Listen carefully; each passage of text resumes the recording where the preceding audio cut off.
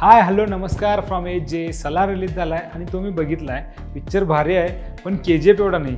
KGF आणि सलारचा संबंध आणि कंपॅरिझन का? दोन्ही पिक्चरचे डिरेक्टर एकच आहेत, प्रशांत नील, आणि दोन्ही पिक्चर एकसारखंच फील देतात. म्हणजे दोन्ही पिक्चरची कलर ग्रेडिंग सेम वाटत्या. दोन्ही पिक्चरमध्ये एक माणूस त्याची स्टोरी सांगतोय आणि दोन्ही पिक्चरमध्ये हिरोच्या लहानपणीची स्टोरी दाखवली आहेत.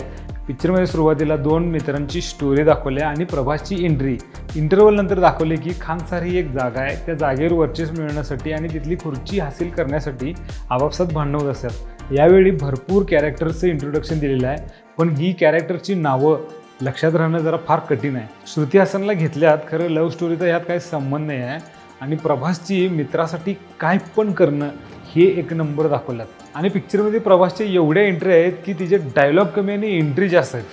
तुम्ही प्रभासचे कट्टर फॅन असला आणि तुम्हाला एंट्र्या किंवा जरा ॲक्शन आवडत असलं तर हे पिक्चर तुम्हाला एक नंबर वाटणार, भारी वाटणार, मस्त वाटणार. एकंदरीत मला पिक्चर एवढा काय भारी वाटला नाही. खतरनाक, फॅब्युलस, आहा वांड पिक्चर असं काय वाटलं नाही, असं काय फीलच झालं नाही जरा पण. आणि तुम्हाला हे व्हिडिओ बघून काय वाटलं असेल तर कमेंट करा आणि सबस्क्राईब करा.